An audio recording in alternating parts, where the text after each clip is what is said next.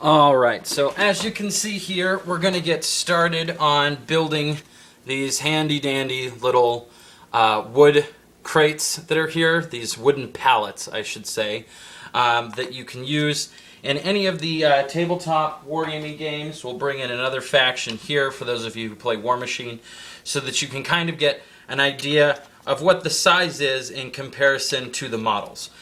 You make a few of these, you stack them up, you paint them, and it makes a really cool kind of city effect that you don't normally see on any of the playing tables.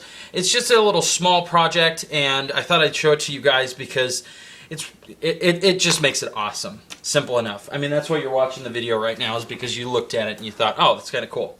Okay, so the materials that we're going to need I've already gone over, so hopefully you have your area laid out, and those of you who build terrain, your desk or shop area probably looks a lot like this. It is not clean, there is stuff everywhere, and it's just the way that it is. Now, I have my new cutting mat here, which is great, and we're going to get started on that because it's easier to measure sometimes than if we even with a ruler. So let's get to it.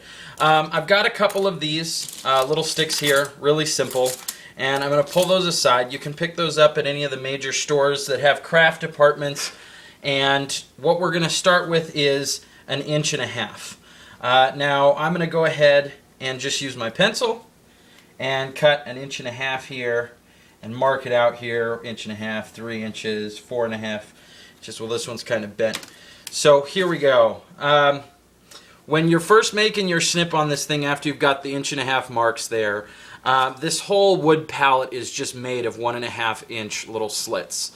And the easiest way to build this thing from what I've learned is to measure and snip it. Now, when you do snip, go ahead and hold on to both sides here with your fingers, because if you don't, these kind of shoot off. For example, like the end here, take it, snip, boom. See that edge there just flew off. I've had that stuff shoot across my apartment. I've had it shoot into my face. And especially when you're working with guys like this and you've got small little mechanics like guns and stuff, you're making modifications and you clip it off, that'll shoot off. And if you do not have a way of aiming it or keeping it so it doesn't just go out into the abyss, you'll end up having this kind of amputated model, and you'll be looking for its weapon and going to your friends and begging them for bits. So to start off with, I'm going to go ahead and clip another piece here. Now these are kind of rough, going through it just fast. The reason why I do the two pieces like this is because when you're working with the super glue, I use super glue for one reason. One, it goes really quick, and two, I am an impatient guy. I just want to build my stuff and get it done with as soon as possible so I can play with it. So that's, I'm sure some of you can relate to that. Alright, so I go ahead and I put one drop, just a really simple drop here in the wood. Oh, hold on. Wait a minute. What am I doing? I have learned the hard way to pick up a box of these rubber latex gloves. And the reason for that is because holy crap, does super glue end up sticking skin to skin so well. I have spent so many years picking super glue off of my skin, biting it off with my teeth and other things, that now I've just gotten smart. Finally went and picked up some gloves. I'm a big guy, so I got some extra large gloves. It just makes it easier because then you don't have paint and everything on your hands. I am not a Steve safety guy who is just like, oh, you have to have the right protection, all this other stuff. I just work. But the problem is that more times than not, I probably should be the star role of a 1980s it didn't have to happen woodshop video. I'm the idiot who will wear a full necktie while leaning against a belt sander, and it'll get caught and choke me to death. So anyways, I've gotten a little bit smart, so I've got my gloves on, and now I'm about to make my dot here. It's really simple. I don't know if that'll show up on camera. It should, but you see the little bit there, and then it adheres to the wood pretty simply because of the pores that are in the wood. But you line it up, you just let it sit there for a second, and as you can see, it's already kind of taking effect. And you just kind of want it in the center because we're going to go do 3 of them. Okay, so I'll go ahead and speed this up for you guys and make a couple more snips because I don't want to waste your time. Watching how-to videos can sometimes be incredibly boring as they go through all of the steps and make their commentary on every single political and social issue in the planet. So I've gone through a lot of them and have sat there freaking bored out of my skull. Which is why I implore you that if you are watching this video and you are getting bored, to just use your little browser thing there to just click the video forward. Don't worry, I won't get offended. But for those of you who want more of an explanation, do want to see it step by step, I'm going to take the time to just go ahead and do it for you. So I'm putting another drop here. This is the foundation of the inside guts of this thing. It's easier to have this backbone here of this pallet because when I set this down, we're going to want to pull it all the way to the edge. You can see the edge here, line it up, and you're going to want to take it all the way to the edge. That way you don't have to go over with any snips, but you're going to want a sidewall here, and that's what this one is. Now I'm going to turn it just a little bit because once it sets, it's all set. And I know that, oh, little drops like that and stuff. So trying to be meticulous, trying to be realistic, and setting. Okay, now this one I can already tell is going pretty good, and we'll leave it at that. Now if for some reason the super glue is having a hard time, I just go back over afterwards, and I usually put one more drop. I used to save resources and all of this stuff, but after a while I realized that there's so much super glue in these bottles in comparison to how much of it you actually use on product that for $3 it just doesn't really make sense to continually watch stuff. So anyways,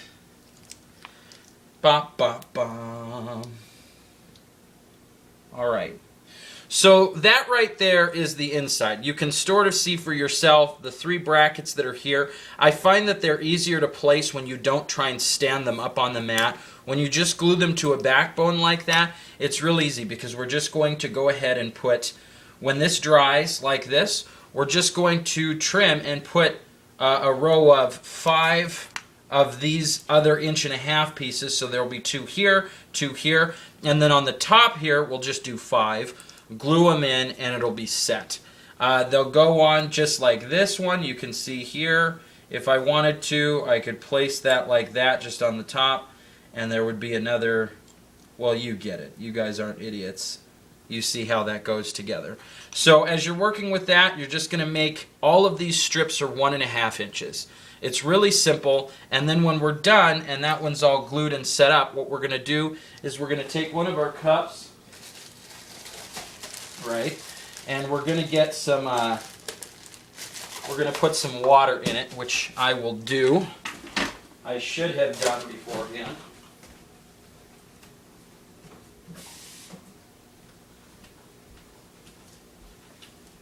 Alright, really simply done.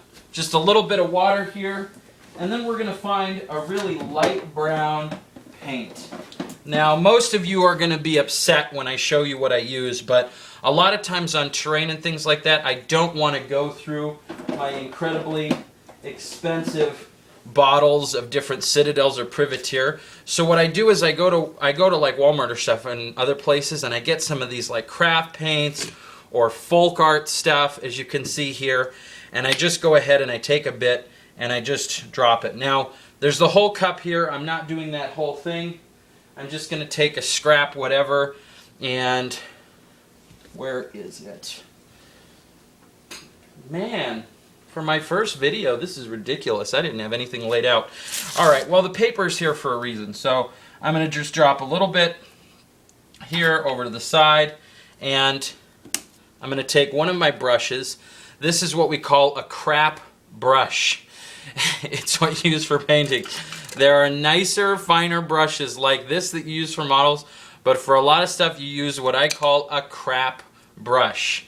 And so I'm going to get it wet, I'm going to dip paint in it, dip that back in as you can see, and then I'm just going to go ahead and kind of take it over with water, make my own little side pile right here. This is the paint, this is its own little watery wash, and as I just kind of go over this, it's just going to kind of look messy, because what happens is when you mix it half paint, half water, especially on wood like this, it just soaks it up in the wood and it enhances the grain, so it just adds more detail to it. It's really simple. It's just one of those things where it's going to add up like that, which is great. And then, you can just pull paint more over from it, dip, mix your little pool here, and then go back over it. Now, if you want to be excellent, excellent pro awesomeness, and you want to make sure that your whole palette looks perfect, you're going to want to paint the pieces before you put them together like this, because as you can see, the inside is going to remain unpainted for the most part. So I'm going to go ahead and get this and continue going over this real quick. And then I can go over the sides there. See all this paint I'd be getting on my fingers, which is awesome. And then I take my crap brush and I just try and kind of mop the inside as much as I can. Because, then at least from a side glance or not too far, it'll look like the whole thing is painted. If you want to do really well, just use an airbrush or other stuff over the wood before you even start to glue it. Just make a whole bunch of 1.5-inch cuts, then spray over them, flip them, spray them again, and then you'll make sure that all of your pieces are there. So this is the simple version that just takes a couple seconds and everything's done. Now it's going to dry, and you can go back and just kind of highlight some pieces like this. So that's finished. And if you wanted to be extra, extra savvy, you can use what is like a 3-color system. You see the lighter there's that. I would end up taking just a little bit of dark and going over and just taking the smallest amount, doing a second puddle here like this, just to make it look more realistic, and just kind of wash randomly over it without as much specific detail, so that you get kind of this different darker tone randomly mixed in here, so that it looks like it's been weathered. Just like whenever you look at a deck or anything like that, you can see that the wood is kind of darker in some areas than not.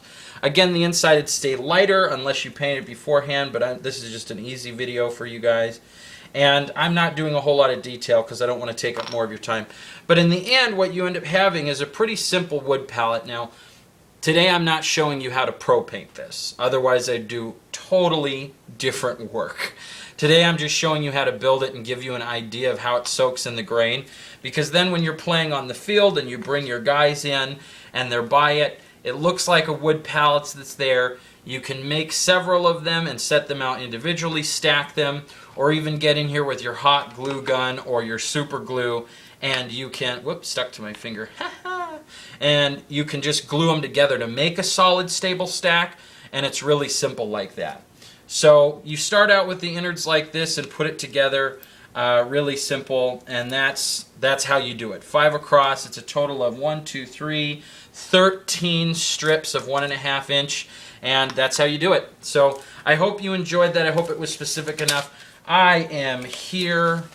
I am checking the site to see if anybody has any questions. If you do, just ask. Either I'll answer it or another gamer there will. And I'm just glad that you guys took the time to watch this, because it's just a nice, it's just great to be noticed. It's great to be appreciated, you guys. It's just wonderful. All right.